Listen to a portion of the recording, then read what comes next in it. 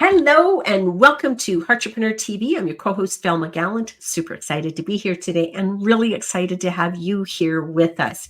So today's show, very excited to share this person with you. Our show title is Reignite the Spiritual, Personal, and Practical Aspects of Your Business.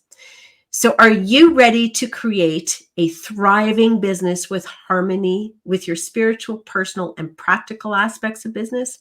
Terry Wildemann, one of our very own, is an intuitive success navigator for high achieving and purpose-driven entrepreneurial leaders.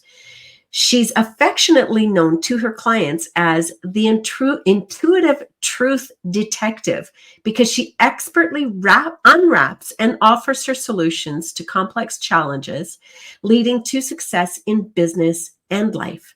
Terry is a seasoned business leadership expert with over 35 years of experience. Welcome to the show, Terry.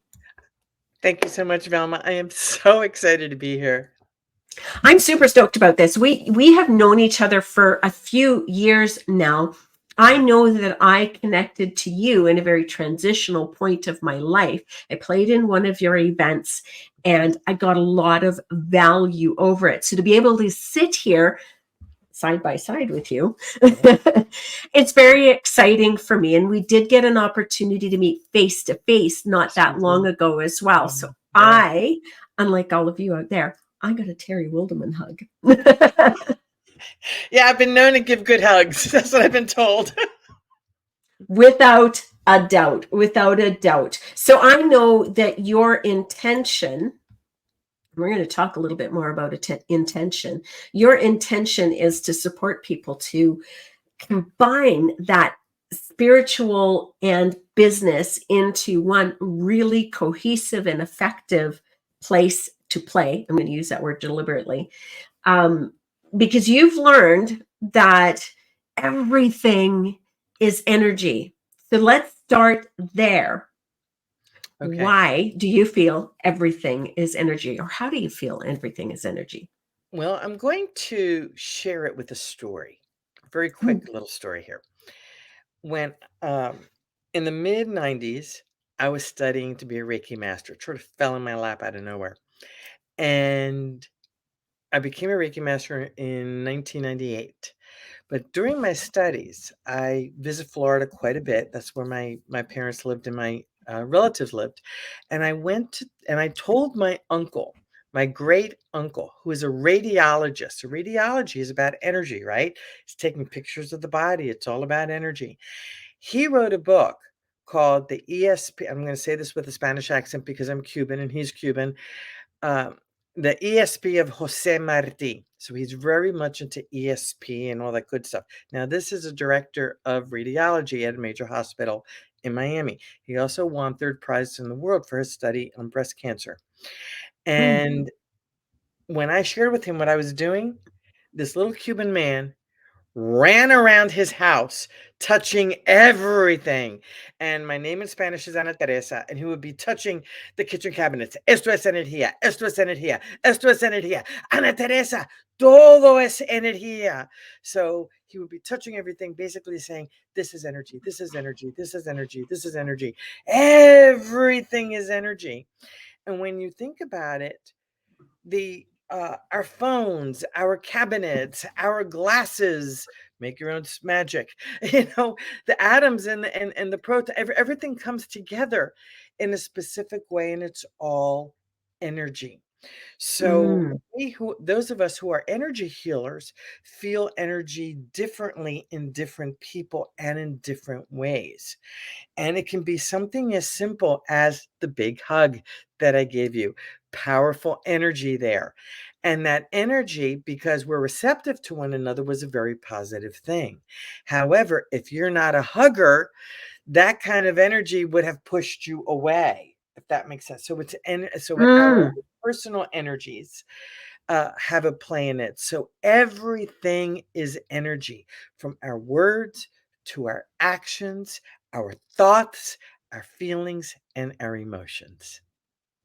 I love that. And every bit of that makes sense to me. I know that I started my journey into where I am today, it did start with Reiki. And however, I knew at that point that I wasn't to be a Reiki master. I think I went to level 2. I've Mhm. touched so many different kinds of energy healing. And I do remember feeling judgmental about myself. I don't know if any of you out there have ever felt that before, but judgmental about myself, that why do I keep touching these things and I never finish anything? And it took me a while to understand that. What if I'm just supposed to touch it? What if I'm just supposed to understand it? What if I'm just supposed to connect to it so that I have understanding of other people? And when I finally took that, it changed the energy There we that go. I had around myself. So I really connect to a lot of that. And so when you're playing with people, when you're working or playing or working with people, how do you support them with understanding that energy? How do you have them connect to their own energy? How do you use that inside of your work? Well, I'm certified in a lot of holistic modalities, Mhm. emotion code, body code, a whole bunch of them. And that doesn't matter. It's the results that matter. And when you're working with folks, my audience, my clientele, I love helping these high achieving, high producing, purpose driven entrepreneurs Mhm. to take a step back from burnout. I personally burned out multiple times. And because I burned out multiple times, the one time that I ended up in the ER, I asked for help. I said, enough, enough. I don't understand why I keep going to this place. Mm. And on my trip out of the ER, my friend who was with me, she's a nurse, and she also studied Reiki with me at the same time. We both became Reiki masters at the same time. She I looked at her and I said, "I need to go to the store." She's looking at me like I have 3 heads on my shoulders. And this is the way I'm it may sound like I'm going around your question, but you'll understand what I mean. I trust my intuition. I have a very, very deep intuition. And I told her, I said, "I don't know why I need to go to this specific store in the book section." And again, she's looking at me like I'm nuts. We walked through the store. I ran through the bookstore. I stopped right at the specific area. And at the very top shelf was this book. I looked up at it and it fell at my feet. Mm. And it was the Heart Math Solution. Mm. I read the book that night, or most of it. It's a little heady. Uh, went back, bought every copy that was left on that shelf, and I handed it to all of my clients. And the following year, I opened up my own holistic education center, the Winds of Change Holistic Education and Leadership Center, on September 1st. And 9/11 happened 10 days later. And the weekend after 9/11, I went to San Francisco and got certified as a heart math coach. Mhm. And that's where the burnout came because, working with burnout, working with stress, helping professionals really understand their perceptions, how to manage their heart rate variability, how to go to a place where they can work with this burnout, work with this energy.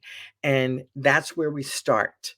We start with the stress piece. We start with stepping back from burnout because when you extinguish that flame, it takes a lot to come back.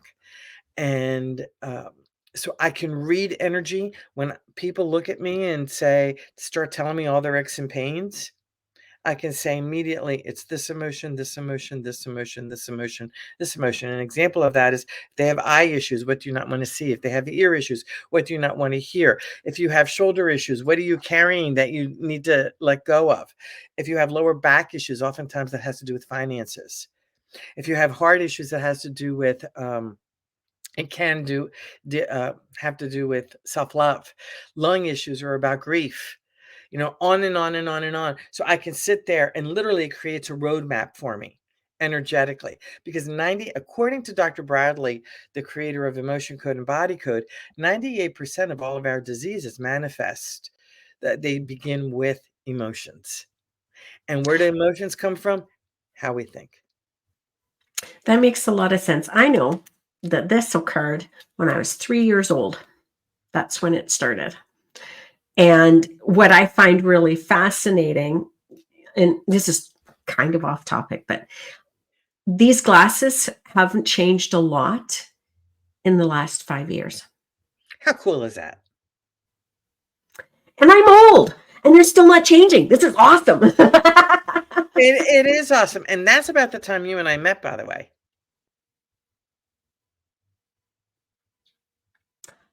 Yeah. Yeah, I think that's about right. I think that's about right. That was a very pivotal time in my life where, and it was something that you had stated in our conversation here, was that was a pivotal time when I started choosing to trust myself. It was also a pivotal time where I moved into one of the certifications that I bring to the table. So it's, I really connect to what you're sharing about how you incorporate energy inside of working with your clients. So now that we've touched on intuition, I think that's a perfect transition to go into, let's talk about the power of our intuition. I simplify it down to trusting myself. Mhm. Let's hear how you play with that inside of your work. Okay. I've been connecting with angels since I was very young. Okay. I will never forget the first time they were really, however, I didn't understand what that was really all about. As an adult, um, I kept hearing voices and thinking I was going nuts. And when I realized, and it started in my left ear, it it was Archangel Michael. And different things happened over time. When I didn't listen to what was said, I got into trouble. When I did listen to what was said, everything flowed. And I'll never forget, out of the Mouth of Babes, we were in Virginia. We were living in Chesapeake, Virginia. We're a Navy family. My husband was in command of a ship. They were deployed, and I had a 7-year-old and a 2-year-old at the time.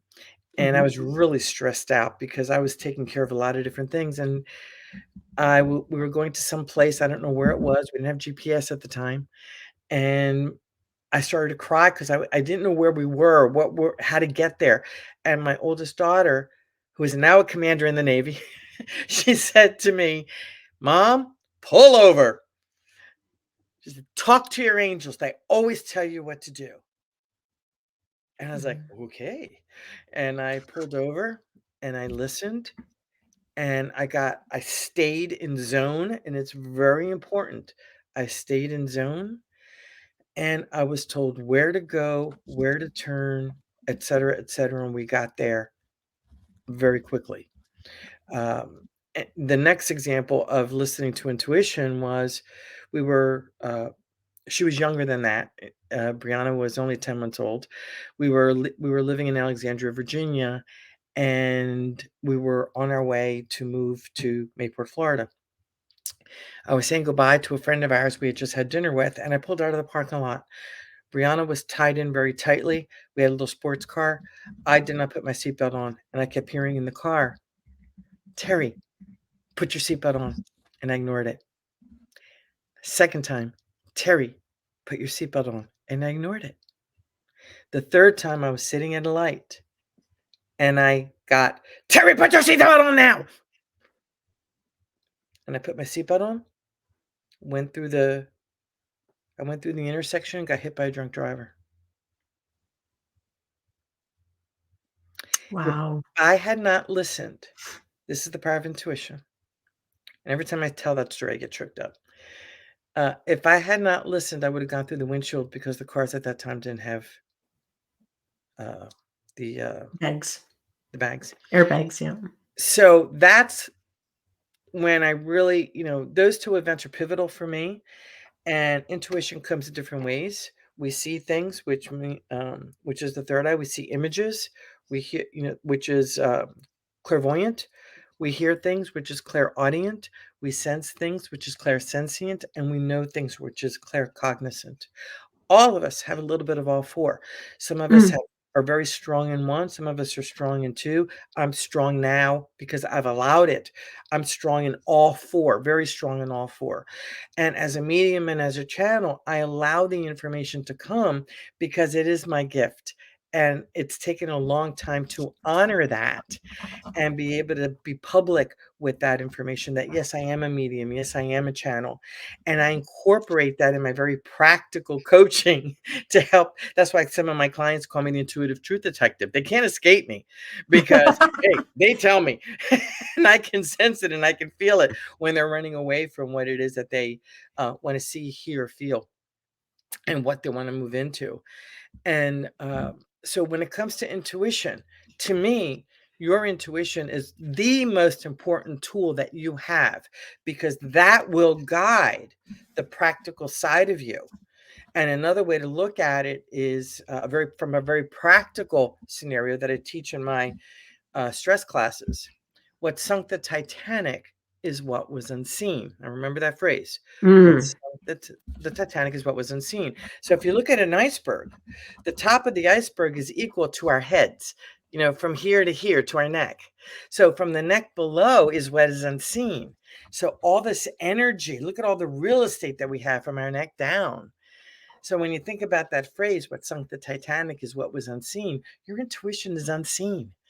But your intuition is your biggest driver and your biggest GPS system, your inner guidance system. Mm. Huge, but we need to Mhm. allow it in. We need to be open to the information. Okay, so you said a few things in those stories that I marked down here.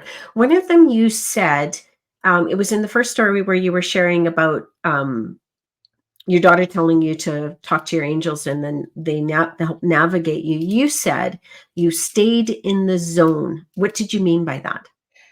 Very good question. It's about breathing, literally breathing into your chest and just allowing the information to come. That's what being in the zone is.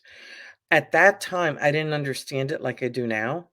When Mhm. you connect the brain and the head with the brain and the heart, those are both brains. And actually, folks, the heart sends more messages to the brain than the brain does to the heart. Also, the heart can be measured in a 360-degree circumference. So that energy is huge. The brain energy is only 2 inches.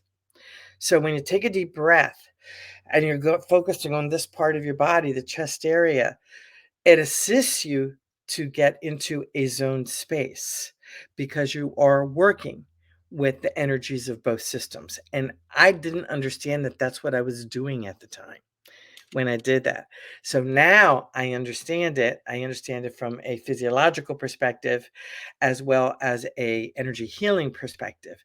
So when you are that tuned and tapped in and turned on, as Abraham Hicks says, uh, this is happening, connecting the brain and the head with the brain and the heart.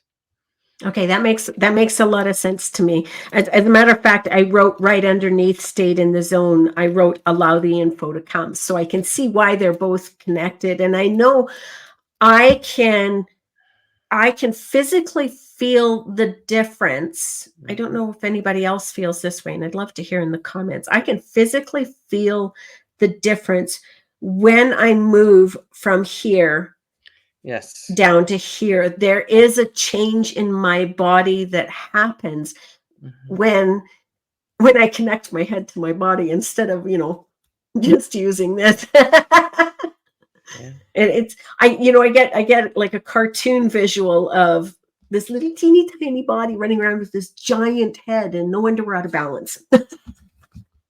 Exactly. Exactly. You got it. So at that time, I didn't understand what I was doing. When I said I was in the zone, I just knew what it felt right. And then Mhm. when I studied heart math, I got all the science behind it. Oh, that's what I'm doing. So I was intuitively doing it without understanding the science behind it.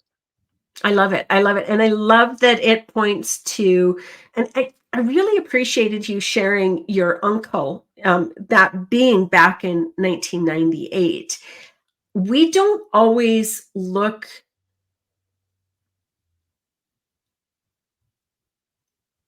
we don't always share some of these things that we're feeling and experiencing with others Yeah. because we're afraid of the judgment around what it is. And if I'm quite frank, I often didn't share these things with myself Mm, because of that shared judgment, right? So I really love that you shared that with your uncle and you got confirmation.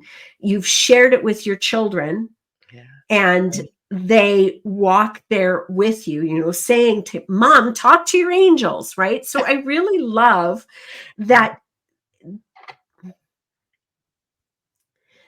you've allowing the information to come in.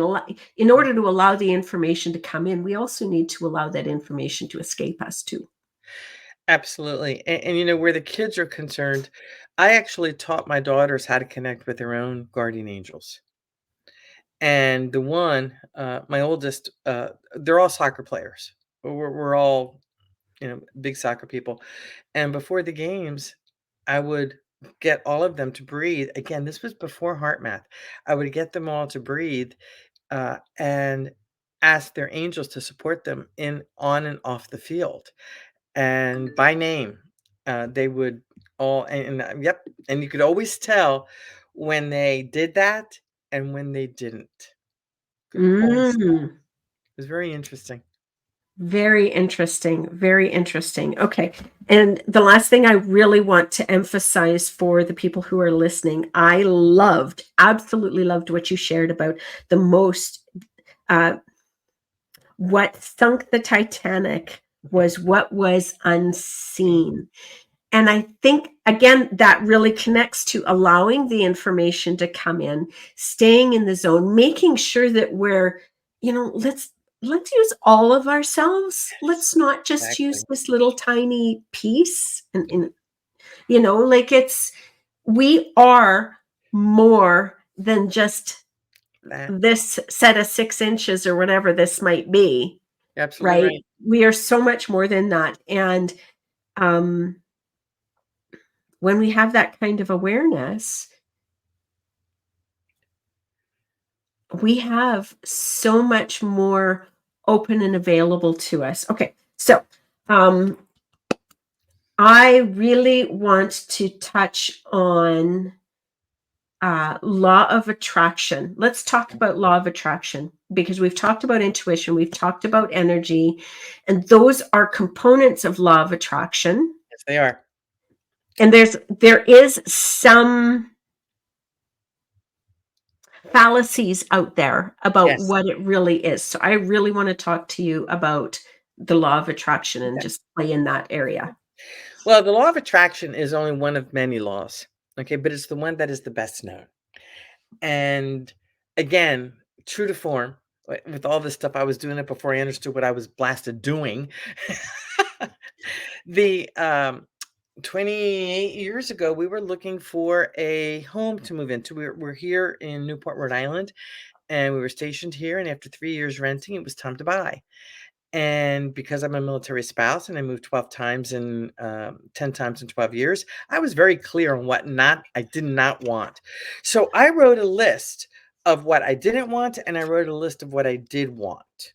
Okay. Mhm, And I'm talking detailed. I'm talking about the hammock between two trees. I'm talking about the wooden swing set in the backyard. I'm talking about how many bedrooms I wanted, how many bathrooms I wanted.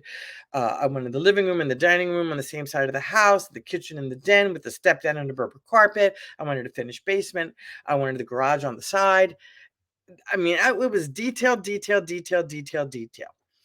And I knew that I would know my house when I saw it. Now, there's a reason why I'm sharing this with you because at that time, which was 1998, I wrote my first book. I was adopting my son, and I was we were house hunting. I was running a business. I was going out of my mind. And I looked at my husband across the kitchen table and I said, "Let's rent for 1 more year. I can't do all this. It's too much. Too much." And I gave up control. mhm. I'm gonna say that again. I gave up control. Okay? You gain control when you give up control. And the next day in the newspaper, and trust me, I knew every single house that was for sale in this area. A new house popped up, and I'm reading it going, "Oh, this is sort of interesting. It's I wanna see this house." I went onto the MLS. I knew exactly where it was. It was in the neighborhood that I wanted. It was the very first house in, and I'm looking at this thing, and I'd never seen it because it's sort of down a little valley, a little gully here, and I saw a friend of mine down the road, who lived right down about 8 houses down, and I went up to her and I said, "Do you know who lives in that house on the corner?" And she said, "Yeah." And it was my dentist. Now, when I drove around the corner, you know how the angels talk to me? My car got filled with the words, "That's it!" And I almost went off the road because it was so loud. And, we didn't get to see that. This was on a Friday. They were away for the weekend. I walked in on Monday with my list in front of me, and from the moment I walked in, it was check, check, check, check, check, check, Mm. check. The the hammock between 2 trees, the wooden swing in the back, the amount of bedrooms that I wanted, the window seat. I wanted a window seat in the house. I got the window seat.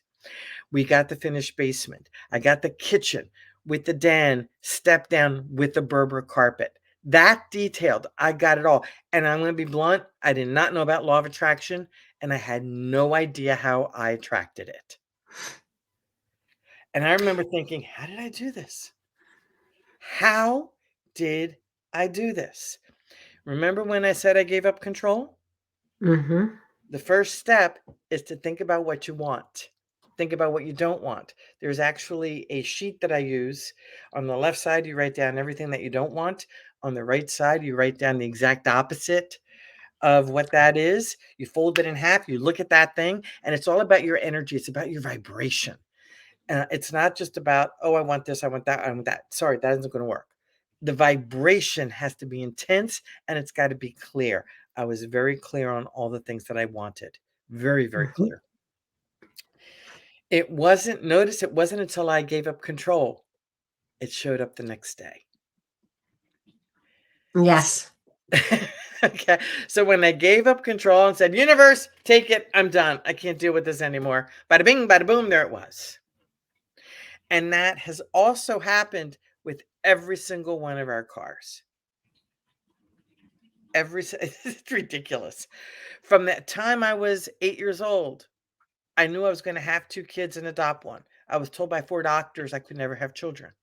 And Mm. I looked at every single one of them, I said, "Oh, yeah, I will. I will." My eldest was born 9 months and 2 days after my wedding date. And it's because I turned over control. Said, "If God wants me to have kids, it's gonna happen." I turned over control. I knew what I wanted, I turned over control. So when it comes to law of attraction, it's important to be clear on what you want, what your desires are. It's also very clear on the vibration. And then the third piece is that trust that we've been talking about in this entire interview. It is about trust, trust, trust, and knowing. And here's the thing, if you want something from your practical head, but your subconscious saying it's not right for you, it's not going to happen. It's about being very tuned in, again, with the brain in the head and the brain in the heart, and having this is where the intuitive truth detective comes in, because I can't tell you how many clients I've worked with. I really, really want this. And I keep, and no matter how I muscle test it, because I use muscle testing for everything, I keep getting, no, they don't. No, they don't. So I am asking open-ended questions. What would happen if you got this? How does that feel? Does that really work for you? And by the end, it's like, oh, I don't think I really want this. Exactly. Exactly. I recognize that. I recognize that so incredibly deeply. Um, and it's interesting too, because when you're talking about being clear and the vibration being so important, and then letting go, allowing it to unfold in whatever way it unfolds. When I'm when I'm choosing to try to be in control, that vibration is icky. I'm not calm. I'm not down here when I'm working really hard to control on something. So I can see how cyclical this really is versus linear. It doesn't feel as linear to me. It feels circular to me. Now that's just me. I'm not sure how you feel about that, but I'm feeling a cyclical thing because clarity, vibration, let go of the control. Yes, I get more clarity. exactly. Well, it is cyclical, and even in my book, I Okay. have a diagram of your thoughts create your emotions create um, your behavior. Your behavior then creates the outcome. So it is a very cyclical thing. Now, I want to address something. Our language is equally as important. And just a few moments ago, you used the word when you try. Don't not know, try, should have, would have, could have, can't, not.